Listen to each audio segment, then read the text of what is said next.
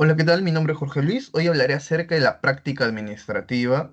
Esto desde el punto de vista, bueno, no desde el punto de vista del derecho administrativo, sino que el tema de derecho administrativo es la práctica administrativa. Mi nombre es Jorge Luis y hoy quiero invitarte a conocer este tema interesante.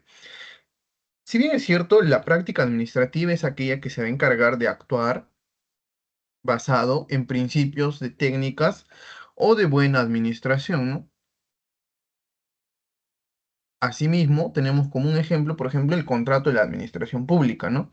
Si bien es cierto, tenemos fuentes primarias, que son aquellas que son desprendidas por la función legislativa o por la parte normativa que se encarga de crear normas jurídicas de por sí, tenemos también aquellas a cuales llamamos fuentes subsidiarias, ¿no? Estas nacen producto de la práctica administrativa como la jurisprudencia, por ejemplo.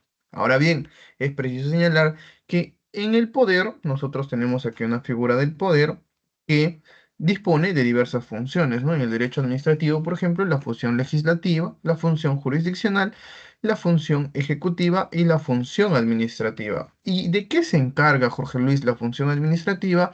Esta es aquella que se va a encargar de concretar los fines del poder. Y los fines del poder desde la parte de la función administrativa, desde este punto de vista, son el reglamento o materia de el tema preparado para hoy, el contrato administrativo, de administración interna, el hecho administrativo y el contrato de la administración pública. Ahora es preciso señalar que nosotros disponemos de una voluntad orgánica. Te explicaré cómo funciona este procedimiento en cuanto a la práctica administrativa, ¿no? Disponemos de la voluntad. Desde el punto de vista de la teoría del órgano, tenemos aquí pues el órgano determinado A, o el primero, el segundo, el tercero, el cuarto, el quinto, y que tiene como fin disponer de una forma jurídica administrativa. Por tanto, tenemos una voluntad orgánica, que T viene a ser aquella que va a ser representante de este ente orgánico, ¿no? Que viene a ser, por ejemplo, el titular 2, el titular 3, 4 y 5, cada uno de sus determinados órganos, ¿no? Entonces, A es aquel punto importante en el que se inicia el tema del reglamento, por ejemplo, ¿no? Que esto va a ir por esta línea y va a pasar a B, aprobará o no lo que ha dispuesto el primer órgano, así y así sucesivamente hasta que llegue aquí, ¿no? Ahora te voy a explicar con un hecho concreto para que podamos entender, ¿no?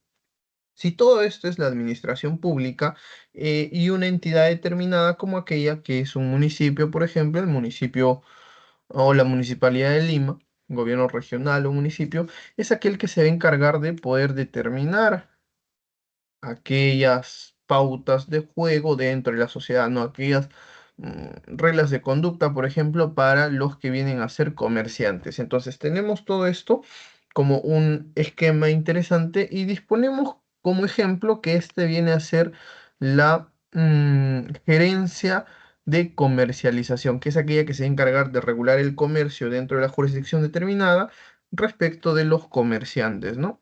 Y esto conforme a lo que va a ser otorgado el servicio de los comerciantes a la población, a la sociedad, ¿no? Entonces, nace en este primer órgano aquella disposición que va a determinar que sean desalojados todos aquellos que venden empanadas en un área público que está prohibido. Entonces, nace todo este tipo, todo este sistema, todo este procedimiento que va a disponer de una forma jurídica administrativa, ¿no?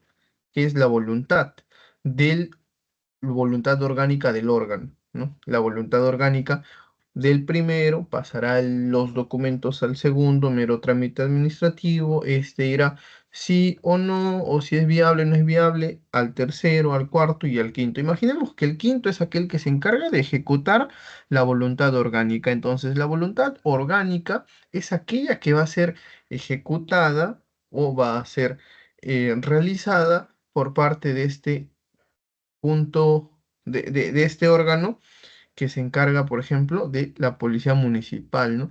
Y la policía municipal será aquellos que decomisarán, por ejemplo, los carritos de empanadas de todos estos pobladores, ¿no? Entonces, ¿qué sucede cuando uno es jurista y va a defender, por ejemplo, a aquel que ha sido despojado de su carrito de empanadas? Pues no va a tener que ir al órgano indispensable, que es a la gerencia de comercialización. Primero, tendrá que rastrear el procedimiento que ha ocurrido para que se llegue a esta decisión determinada que ha originado que se cumpla en cuanto a la decisión o voluntad orgánica de la entidad pública, ¿no?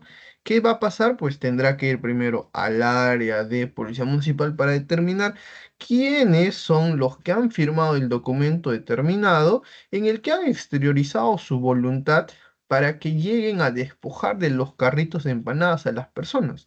Y luego tendrá que ir en línea perdón, en línea de retrógrada, por así decirlo, tendrá que regresar así hasta el último órgano que se encarga de toda la administración pública, ¿no? Si en caso llega a ser un proceso administrativo, ¿no?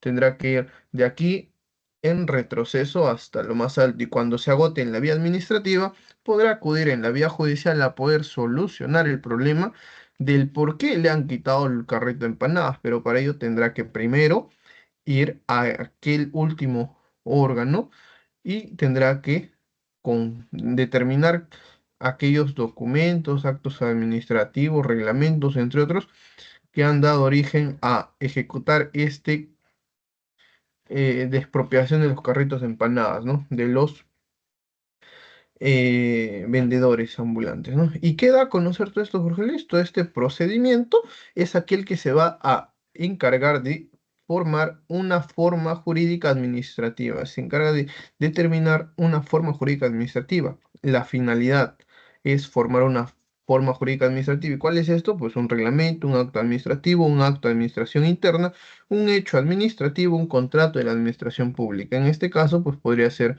un acto administrativo o un reglamento. Eso ya será materia de análisis en el siguiente video. Ahora bien, es preciso señalar que el procedimiento administrativo, en el procedimiento, pues todo lo que haces está en el quinto, ¿no? Aquí he puesto en el quinto, es decir, en el quinto órgano. Es un conjunto de actuaciones. Todo esto es un conjunto de actuaciones que va a determinar la voluntad orgánica. ¿Y quién es aquel que se encarga de exteriorizar la voluntad? El último, el que ejecuta el acto en la realidad concreta material. De tal manera que es indispensable conocer el tema del derecho administrativo y sobre todo este tema de la práctica administrativa para poder hacer uso de las herramientas jurídicas determinadas que darán solución a nuestro proceso de administrativo interno o a lo que puede generar en la vía judicial un proceso judicial en materia administrativa. Sin nada más que decir, mi nombre es Jorge Luis, síguenos en redes sociales como Derecho Mudo. No olvides que el tiempo no es oro, el tiempo es vida. Cada minuto, cada segundo, cada minuto, cada hora, cada día, cada mes, cada año, el tiempo pasa y no regresa. Así que me despido. Hasta la próxima.